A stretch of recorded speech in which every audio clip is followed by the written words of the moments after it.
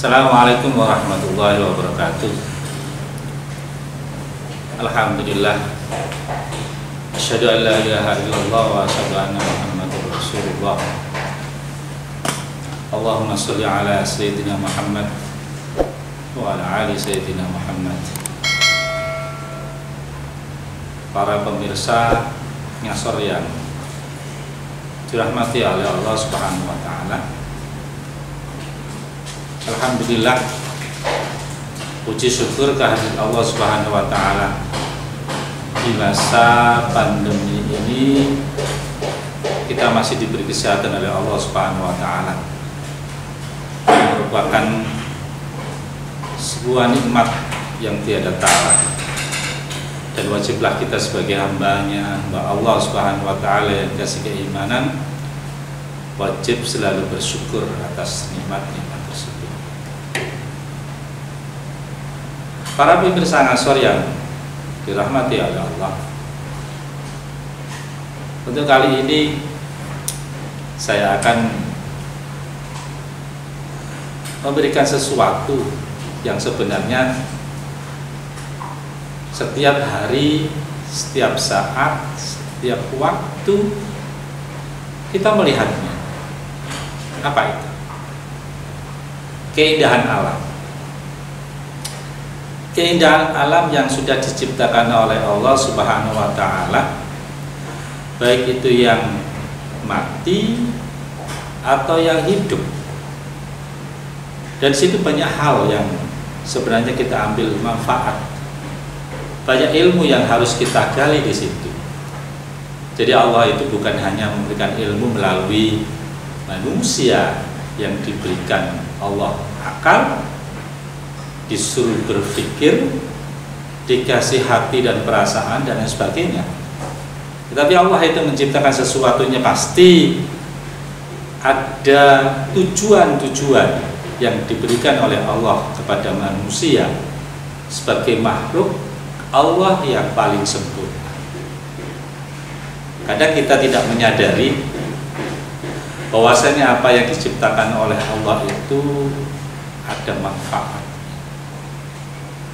Sebagai contoh, nyamuk.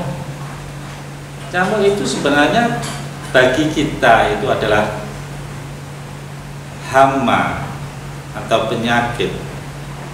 Tetapi di lain hal, nyamuk itu bisa memberikan manfaat bagi orang-orang yang mau berpikir di situ. Adanya obat nyamuk, adanya lotion untuk menghilangkan dari gigitan nyamuk dan lain sebagainya.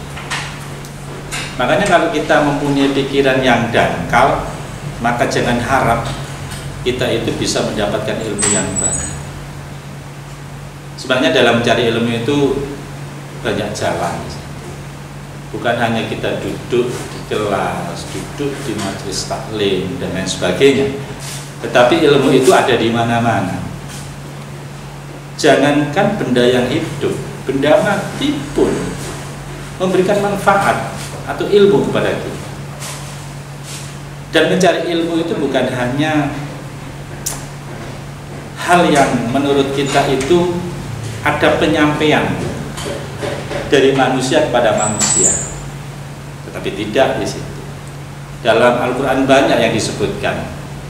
Sesungguhnya Allah itu tidak suka dengan orang-orang yang membuat kerusakan. Di situ banyak hal yang diciptakan Allah yang indah-indah, berupa gunung, berupa langit yang biru dihiasi dengan bintang dan bulan, laut yang di situ juga biru karena ada efek dari langit tersebut. Dan di dalamnya juga banyak makhluk-makhluk yang indah-indah, yang cantik-cantik. Tapi kalau kita tidak mau berpikir dengan hal itu, maka itu hanya sesuatu yang tidak ada manfaatnya. Tetapi kalau kita mau berpikir, maka ciptaan-ciptaan Allah itu semuanya ada manfaatnya. Makanya Allah menciptakan di dunia ini hal-hal yang indah-indah, karena bisa disebutkan innallaha jamil yuhibbul jamal. Sesungguhnya Allah itu indah dan menyukai keindahan. Pemirsa Ngasor yang dirahmati oleh Allah Subhanahu wa taala.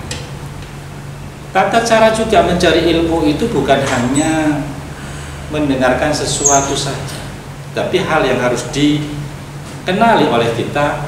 Pertama, kita harus mempunyai pemikiran yang cerdas, zakiyun, dakaun, cerdas. Dari kecerdasan itu, maka kita bisa dan mampu untuk menangkap ilmu-ilmu yang sudah disampaikan, baik dari guru ataupun dari alam yang sudah diciptakan oleh Allah Subhanahu wa taala. Yang kedua adalah biaya. Bagaimana kita bisa mendapatkan ilmu kalau kita tidak mempunyai biaya? Terus bagaimana yang tidak mempunyai biaya? Kalau bagi orang yang tidak mempunyai biaya, dengan kecerdasannya itulah dia akan mendapatkan ilmu walaupun tanpa biaya. Yang ketiga yaitu sabar. Sabar untuk mencari ilmu. Sabar untuk mempelajari hal-hal yang mungkin menurut kita susah untuk dipahami. Makanya di situ juga ada subatul ustad atau dekat dengan guru. Pinternya kita, bodohnya kita, itu dari kita sendiri sebenarnya. Mulut kita yang bisa memberikan kita itu hal yang bisa kita terima atau hal yang tidak bisa kita terima. Kalau hal yang belum bisa kita terima, mulut yang berbicara. Dengan apa caranya? Menanyakan ilmu tersebut kepada guru-guru kita yang telah memberikan kita pengajaran, baik ilmu umum atau ilmu agama. Makanya dalam hadis Rasulullah dikatakan, man arada dunya fa alaihi bil ilmi, wa man arada al akhirah fa alaihi bil ilmi, wa man aradahuma fa alaihi bil ilmi. Barang siapa yang menginginkan dunia, hendaklah dengan ilmu. Pencapaian dunia itu bukan dari apa yang ada pada diri kita yang belum kita tahu, tetapi dari ilmu kita itulah kita akan bisa mencapai dunia. Terus bagaimana dengan orang-orang yang mencari akhirat? Tentunya juga dengan ilmu. Kita tahu hak, tahu batil, tahu benar, tahu salah, itu dengan ilmu. Makanya orang-orang yang mencari akhirat hendaknya dengan ilmu agama. Tapi kalau orang yang mencari dunia, itu akan dicarinya dengan ilmu umum dan ilmu agama. Tetapi barang siapa yang mencari kedua-duanya antara dunia dan akhiratnya, hendaklah dengan ilmu. Para pemirsa Ngasor yang dirahmati oleh Allah Subhanahu wa taala, banyak hal yang disampaikan oleh baginda Rasulullah sallallahu alaihi wasallam untuk mencari ilmu sendiri. Ada yang dikatakan pada Rasulullah sallallahu alaihi wasallam, "Utlubul ilma minal mahdi ilal lahdi." Carilah ilmu dari buayan ibu sampai ke liang lahat. Di situ kita bisa mengambil kesimpulan bahwasanya ilmu itu sangat penting bagi kehidupan kita di dunia dan di akhirat. Para pemirsa Ngasor yang budiman, mungkin hari ini saya cukupkan sekian untuk Ngasornya. Hal yang harus digarisbawahi bahwasanya kita menuntut ilmu bukan hanya di bangku sekolah atau pada guru-guru kita, tetapi Allah juga memberikan pengajaran ilmu-ilmu tersebut di alam-alam yang telah diciptakan oleh Allah yang berupa keindahan alam semesta. Saya akhiri, wabillahi hidayah taufik wabiridha wal hidayah. Assalamualaikum warahmatullahi wabarakatuh.